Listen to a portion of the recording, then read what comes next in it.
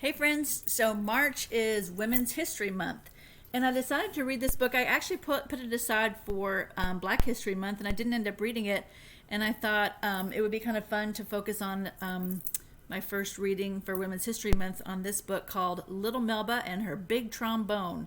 So she is a trombone. This is what it looks like if you don't know. She was the first woman trombonist, which is really amazing because it's a really unusual instrument, and actually, for whatever reason, mostly men play it. So she started playing the trombone when she was only 7 years old. So this is a true story. It's a biography. It was written by Katheryn Russell Brown and illustrated by Frank Morrison.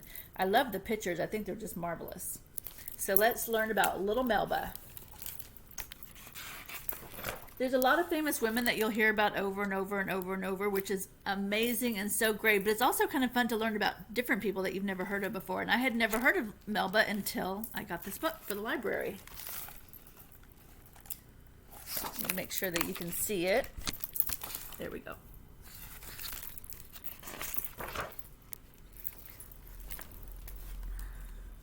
Spread the word. Little Melba Dorita listened to something special. The year she was born was 1926. The place was Kansas City, where you could reach out and feel the music. The avenues were lined with jazz clubs, street bands, and folk harmonizing on every corner. All the hot music makers made sure they had a gig in KC, which stands for Kansas City. So last week we talked about Muddy Waters, who plays the blues, and now we're going to talk about the jazz, which is a little bit of a different kind of music. From as far back as her memory would go, Melba loved the sounds of music. Blues, jazz, and gospel rhythms danced in her head. The plink of a guitar, the hum of a bass, the thrum of a drum, the ping-pang of a piano, and the tremble of a sweet horn.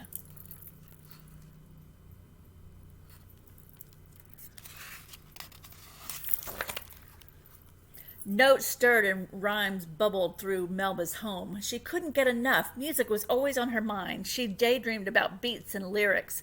Music was on Melba's mind at night, too, when she should have been fast asleep.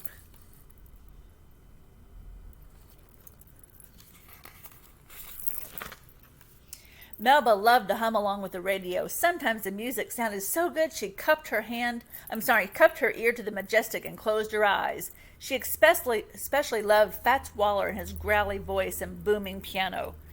The player piano came alive when Melba's kinfolk stopped by, with Melba pedaling. Her aunties danced around the room. You see her back there? She's playing the piano. Actually, they said it's a player piano. A player piano is cool. It plays by itself, but you can do the pedals, and that's what she's doing. She's doing the pedals. With all that music flying by, Melba wanted to create her own sounds. When she was 7 years old, she decided to sign up for music class at school. What instrument could I play? Melba wondered. At the traveling music store, Melba eyed a long, funny-looking horn. That one, she cried. It's beautiful. A trombone? Her mama frowned. It's big and you're a little girl. Please, Melba begged. Mama Lucille bought the shiny trombone on the spot. She couldn't say no to her only child. Melba beamed from ear to ear and squeezed her new friend. Here's an interesting fact. My brother used to play the trombone. That night on the porch, Melba listened to Grandpa John play his guitar. This time she had her own music maker. Grandpa John showed Melba how to cradle the horn. She tried to push out the slide, but her arm was too short. She had to tilt her head sideways and stretch out her right arm. Melba gave the horn a mighty blow. Honk! Honk! It sounded like a bad howling dog. I'm no good, Grandpa, Melba said, tearing up. If you can blow, you can play, Grandpa John said. Now stand up straight and blow steady. Melba stayed up real late and practiced until she could play a simple little tune all by herself.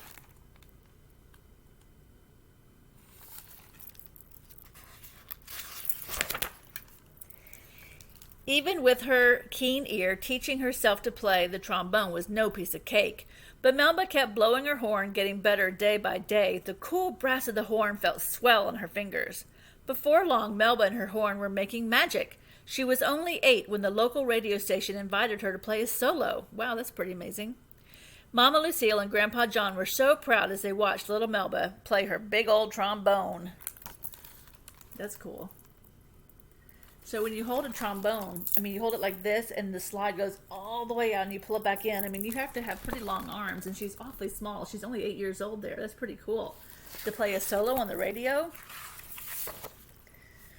Hard times hit rock bottom in 1937. That's when Melba and her mother moved to Los Angeles. The long train ride took them 5 states west and worlds away from Kansas City. Melba's new teachers discovered that she was as smart as a whip. Her test scores were so high that the principal skipped her from 6th grade to 8th. Here she is on the train. In high school, Melba joined Alma Hightower's famous after-school music club. Melba quickly became the star player in the club's band, the Melodic Dots. The other club members struggled to keep up with Melba. Jealous boys called her bad names. She tried not to care, but way down deep the names hurt. Melba used her horn to turn all those hurt feelings into soulful music. Don't you think it's strange that people are mean when somebody else is good at something? It's like they feel so jealous that they're mean to them. I don't understand that. It seems like you'd want to be happy for them that they're so successful at something. Melba's talents kept growing. She began writing music too. Then in 1943, when she was 17, Melba was invited to tour the country with a new band led by trumpet player Gerald Wilson. "Go meet the world," Mama Lucille said, and she hugged Melba goodbye. "You have my blessing." Melba could feel it in her bones. The jazz scene was calling her name. Now remember, there weren't as many musicians that were women, and there were none playing the trombone, so it might not be as easy as we wish it would be for her, but let's see how she does. Traveling with the band was a thrill. Each city from Salt Lake to New York was an eyeful of something new. Melba became a master musician. She composed and arranged music, joining rhythms, harmonies, and melodies into gorgeous songs.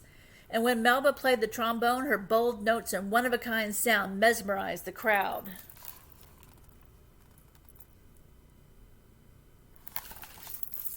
You see, there's no other women up there. She's the only one.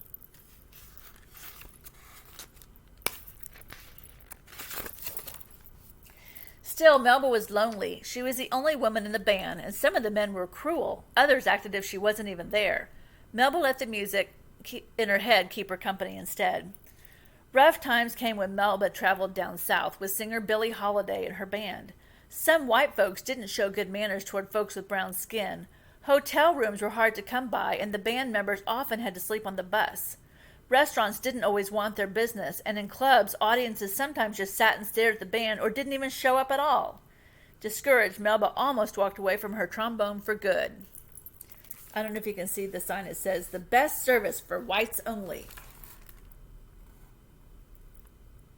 Can you imagine? So she's a great musician. She works really hard. She travels, and then she goes someplace and she's not allowed to eat in a restaurant or stay at a hotel because of her skin color. And she's the only woman in the band, so she feels really lonely. But Melba's fans wouldn't let her quit. By the 1950s, all the cool jazz musicians wanted some Melba magic. Dizzy Gillespie, Duke Ellington, Quincy Jones, and more. They wanted to be on the bandstand with Melba and her divine horn. They wanted to play Melba's music. So now not only does she play music, she writes music, and she takes music that other people write, and then she mixes it together, and that's called arranging into new songs. Melba and her music trotted around the globe, dazzling audiences, making headlines in Europe, the Middle East, and Asia. All her life, Melba kept composing and arranging music, kept making her trombone sing. Spread the word, Melba Dorita Liston was something special. And there she is. So she was born in 1926 in Kansas, and she ended up traveling all over the world, including Asia and Europe and the Middle East. It's pretty amazing. So as I've said before, all good nonfiction books have follow-up material. So here's the afterword. This is a picture of Melba for real.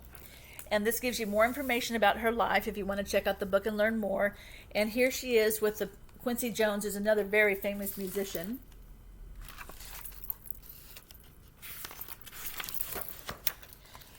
here is some of the music that she wrote that you could listen to online, I bet. And here are some of the books that they used to write this book. Now, when I put on Seesaw, I'm also going to put a video of her playing. Now, unfortunately, there weren't that many videos that show her playing. So the one that you're going to see has pictures of her, but there's still pictures, but you can still listen to her playing the trombone, and it's pretty cool. It's a pretty neat sounding instrument. So when I was a little girl, I learned to play the piano and the flute and the drums. And my daughters learned to play the piano, and one played the French horn and the violin, and the other played the drums and the steel drums. So why don't you tell me what instrument you can play, or what instrument you would like to play if you ever get the chance. And I hope you enjoyed learning about this woman who a lot of people don't know about. Was one of the first women to ever play the trombone as a professional musician. I thought it was pretty interesting. All right, friends, happy reading.